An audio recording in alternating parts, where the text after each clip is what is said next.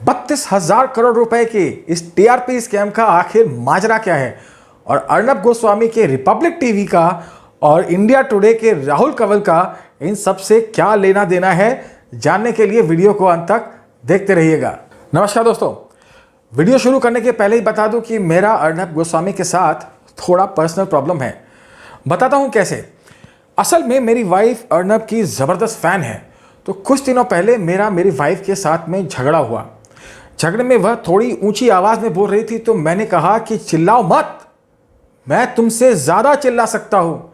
Wife ने पलट कर जवाब दिया, अरे तुम क्या चिल्लाओगे, अगर हिम्मत है तो अर्नब जैसे चिल्ला कर दिखाओ। अब बताइए, बिलो द बेल्ट रिमार्क था ये। बगैर किसी माल के मैं अर्नब जैसे बात करने की बात सोच भी नहीं सकता।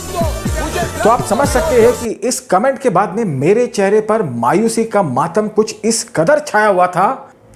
और इतना ही नहीं, इन सब के बाद जख्मों पर नमक छिड़कने के लिए जानते हैं उसने क्या कहा? उसने कहा, सॉरी बाबू। सॉरी बाबू? सीरियसली? खैर, इस वीडियो में हम सॉरी बाबू की बात नहीं कर रहे, हम बात करेंगे सॉरी राहुल की। मैं राहुल बाबा की बात नहीं कर रहा, मैं बात कर रहा हूं राहुल कंवल की, जो कि इंडिया टुडे के एक सीनियर जर्नलिस्ट हैं और जिन्होंने अर्नब गोस्वामी पर निशाना साधने की कोशिश में अपना ही सेल्फ गोल कुछ यूं कर दिया। इस मामले की शुरुआत 6 अक्टूबर को हुई थी। मुंबई के एक पुलिस स्टेशन में एक एफआईआर फाइल की हंसा रिसर्च एजेंसी ने। हंसा रिसर्च एजेंसी बार्क के लिए थर्ड पार्टी का काम करती है। बार्क टीवी चैनल्स की टीआरपी रेटिंग पब्लिश करती है और इस काम के लिए उसे ज़रूरत पड़ती है हंसा की, जो लोगों को घरों में एक इक्विपमेंट इंस्टॉल करती है जिसे बैरोमीटर या बार्क मीटर कहा जाता है। बेसिकली यह इक्विपमेंट यह मेजर करता है कि आप कौन से चैनल पर कितनी देर स्पेंड करते हैं और आप कौन से चैनल्स देखते हैं। हंसा ने अपने ही एक एक्स एम्प्लॉय विशाल भंडारे पर यह आरोप लगाया कि उसने पैसे लेकर के टीवी चैनल्स की टीआरपी रेटिंग्स को इन्फ्लुएंस करने की कोशिश की। और मुंबई पुलिस की एफिशिएंसी का तो आप जानते ही हैं। जितने वक्त में डॉक्टर पेशेंट को देखकर यह नहीं बता सकता कि वह जिंदा है या मर गया, उससे कम समय में मुंबई पुलिस यह डिक्लेयर कर देती है बगैर किसी सुसाइड नोट के कि बंदे ने आखिर सुसाइड की थी या फिर उसका मर्डर हुआ था। तो इस मामले में 7 अक्टूबर को मुंबई पुलिस ने रिपब्लिक टीवी को एक नोटिस जारी किया और 8 अक्टूबर को मुंबई पुलिस के कमिश्नर ने एक प्रेस कॉन्फ्रेंस में बहुत बड़ा खुलासा किया कि एक टीआरपी स्कैम हुआ है, जिसमें फक्त मराठी, रिपब्लिक टीवी और एक और चैनल ने पैसे देकर के टीआरपी रेटिंग को इन्फ्लुएंस करने की कोशिश की है। और जहां पर रिपब्लिक टीवी या अर्नब गोस्वामी का नाम आता है, वहां पर ड्रामा तो होता ही है। खबर सुनते ही सारे टीवी चैनल्स में खलबली मच गई। राहुल कंवल जी अग्निपथ के एंग्री अमिताभ बच्चन की तरह गुस्से में अपने शो पर आते हैं और लोगों को यह बताते हैं कि यह कितना बड़ा अपराध है और इसके लिए कितनी सजा मिलनी चाहिए। परमवीर सिंह जी को और उनके असिस्टेंट को इंडिया टुडे पर एक्सक्लूसिव इंटरव्यू के लिए बुलाया जाता है, जहां पर परमवीर सिंह जी पूरा खुलासा करते हैं इस बात का। बस सिर्फ एक छोटी सी चूक हो जाती है। राहुल कंवल जी और परमवीर सिंह जी अपने दर्शकों को यह बताना भूल जाते हैं कि ओरिजिनल एफआईआर में रिपब्लिक टीवी का नाम नहीं था, इंडिया टुडे का नाम था। एलिगेशन इंडिया टुडे पर लगाया गया था, रिपब्लिक टीवी पर नहीं। इसके अलावा राहुल कंवल जी अपने दर्शकों को बड़ी कन्वीनियंटली यह भी बताना भूल गए कि इसी साल में अप्रैल में बार्क ने उन पर अपनी टीआरपी रेटिंग को गलत तरीके से इन्फ्लुएंस करने का एलिगेशन लगाया था और इंडिया टुडे पर 5 लाख रुपए का फाइन भी किया गया था। जवाब में जब अर्नब गोस्वामी ने इस एफआईआर को पोस्ट किया, तब मुंबई पुलिस ने यह जवाब दिया कि उन्हें इंडिया टुडे के खिलाफ कोई सबूत नहीं मिले, बल्कि जिन 5 घरों के नाम इस एफआईआर में लिए गए थे, उनमें से कम एक परिवार ने रिपब्लिक टीवी के अगेंस्ट में अपना बयान दिया है। और सबसे बड़ी मजे की बात यह है कि रिपब्लिक टीवी ने उसी परिवार से बातचीत की एक टेप पोस्ट की थी। आइए सुनते हैं। Case has named India Today. कि मेरे लड़कों ने सब तभी बोला था कि हाँ, हम लोग को बताया था ऐसा विशाल ने कि आप ये चैनल देखना। पर हम लोग तो क्या, वो बच्चे लोग तो इंडिया टुडे तो वो क्या इंग्लिश चैनल है ना सर, तो वो विशाल ने, आप तेजल जी आप कह रही हो विशाल ने आपको बच्चों को कहा था कि आप इंडिया टुडे देखिए। हाँ सर। अर्नब ने अपनी सफाई में ना सिर्फ यह एलिगेशन लगाया कि मुंबई पुलिस जानबूझकर उसके खिलाफ इस केस में एक फॉल्स एलिगेशन लगा रही है, बल्कि इस केस में मुंबई पुलिस और इंडिया टुडे की साठगांठ भी है। अर्नब का यह कहना है कि उसके घर के बाहर और ऑफिस के बाहर उस दिन दूसरे चैनल्स के जर्नलिस्ट प्रेस कॉन्फ्रेंस के पहले से मौजूद थे। हो सकता है कि अर्नब थोड़ा हाइप कर रहा हो, लेकिन अगर हम राहुल कंवल की प्रेस कॉन्फ्रेंस की ठीक पहले की और बाद की ट्वीट्स को देखते हैं तो ऐसा साफ लगता है कि जैसे राहुल कंवल को पहले से पता हो कि उस दिन कॉन्फ्रेंस में क्या होने वाला है।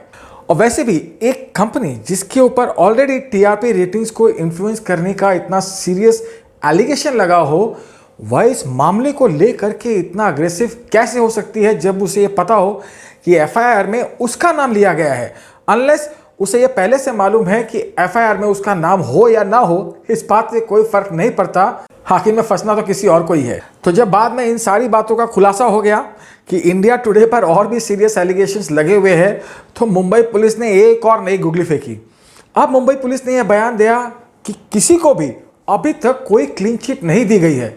तो फिर मेरी समझ में यह नहीं आता कि अगर इंडिया टुडे को क्लीन चिट नहीं दी गई, एफआईआर में उसका नाम पहले से है, तो फिर परमवीर सिंह जी और उनके असिस्टेंट इंडिया टुडे पर जाकर के दूसरे चैनल्स के बारे में इसी केस के संदर्भ में क्यों बात कर रहे थे? भाई या तो दाल में काला है या फिर पूरी दाल ही काली है। भाई अब जैसे ही सारे चैनल्स को यह पता चला कि इसमें अर्नब गोस्वामी का नाम फंसने वाला है, तो सारे खुशी से उछल पड़े। जाहिर सी बात है कि थोड़े से समय में अर्नब ने जो सक्सेस हासिल की है, उसके कारण सारे चैनल्स उससे जलते हैं। तो सारे चैनल्स का यह कहना है कि अर्नब जो घृणा और नफरत का माहौल फैलाता है, जो बकवास रिपोर्टिंग करता है, उसके कारण उसको सज़ा मिलनी चाहिए।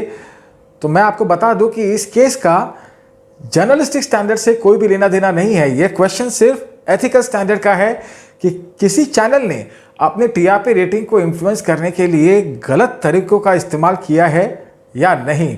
तो सारे चैनल्स जो यह दिखाने की कोशिश कर रहे हैं कि सिर्फ वही सही रिपोर्टिंग करते हैं और अर्नब की रिपोर्टिंग बकवास है, तो यह उनके सोचने की बात है। हो सकता है कि वह सही हो सकता है कि वह गलत हो, लेकिन यह डिसाइड करना पब्लिक का काम है, दूसरे चैनल्स का नहीं। और इस मामले की कवरेज करते हुए जी न्यूज़ के सुधीर चौधरी ने वही राग अलापा जो बाकी चैनल्स अलाप रहे थे। कारण सारा मसला टीआरपी का है। लेकिन सर फर्क इतना ही है कि यहाँ पर सुधीर चौधरी ने एक ऐसा वीडियो दिखाया जहाँ पर एक इंसान विशाल भंडारी का नाम ले रहा है और यह कह रहा है कि उसे विशाल भंडारी ने रिपब्लिक टीवी को देखने के लिए पैसे दिए थे। आपसे विशाल भंडारी ने रिपब्लिक टीवी, रिपब्लिक भारत इस चैनल का नाम लिया?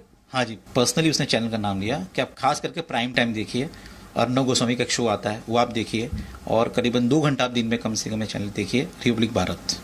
और इसके जबकि रिपब्लिक टीवी ने अपने ऑडियो क्लिप में यह दिखाया था कि सोलंकी परिवार ने यह कहा कि विशाल भंडारी ने उसे इंडिया टुडे को देखने के लिए पैसे दिए थे। मतलब एक ही इंसान विशाल भंडारी दोनों अलग अलग कंपेटिटिव चैनल्स को दिखाने के लिए लोगों को पैसे दे रहा है। इससे थोड़ा मामला क्लाउडी हो जाता है। लेकिन यहाँ पर एक सवाल यह भी उठता है कि जिन घरों में यह बार्क मीटर लगाया जाता है, मैंने पहले आपको कहा था काफ़ी कॉन्फिडेंशियल होती है वह इंफॉर्मेशन, तो इतनी जल्दी सुधीर चौधरी को ऐसे इंसान के बारे में कैसे पता चला जिसने बार्क मीटर लगाया हो और जिसे रिपब्लिक टीवी चैनल चलाने के लिए पैसे दिए गए हो? यह मेरी समझ में नहीं आ रहा। वैसे तो एनडीटीवी के बबलू मार का जर्नलिस्ट रवीश कुमार जी ने इस बारे में बहुत कुछ कहा है, लेकिन मेरे ख्याल से कुछ ऐसा भी कहा है जो थोड़ा इस केस से रेलेवेंस रखता है। उन्होंने कहा टीआरपी रेटिंग सिस्टम कितना फ्लॉड है। कुछ हद तक ये सही भी है, क्योंकि कई कंपनीज टीआरपी रेटिंग को अपने एडवर्टाइजिंग बजट के लिए यूज़ नहीं करती है। वैसे एनडीटीवी का इस मामले में कंप्लेन करना शायद बहुत ज़्यादा मायने नहीं रखता, क्योंकि एनडीटीवी की टीआरपी रेटिंग डीडी न्यूज़ के भी नीचे जा चुकी है। और अब हम आते हैं उस अमाउंट पर जो मैंने शुरू में बताया था, 32,000 करोड़। संजय राउत जी ने एक स्टेटमेंट देते हुए कहा कि इतना बड़ा स्कैम है, लोग छुप क्यों बैठे हैं, आखिर ये इतने सारे पैसे आए कहाँ से? तो संजय जी, ऐसा है कि इस केस में ना तो कोई पैसा आ रहा है और ना ही कोई पैसा जा रहा है। 32,000 करोड़ रुपए टीवी इंडस्ट्री का टोटल रेवेन्यू है। ये सारे जो चैनल्स हैं इनकी एडवर्टाइजिंग रेवेन्यू है, यह एक फिक्स पाई है और हर चैनल का उसमें एक हिस्सा है जिसे उसकी टीआरपी काफ़ी हद तक इन्फ्लुएंस करती है। तो अगर कोई भी चैनल अपने टीआरपी को बढ़ाने के लिए अनएथिकल तरीके अपनाती है तो उसका शेयर इस पाई में बढ़ जाता है।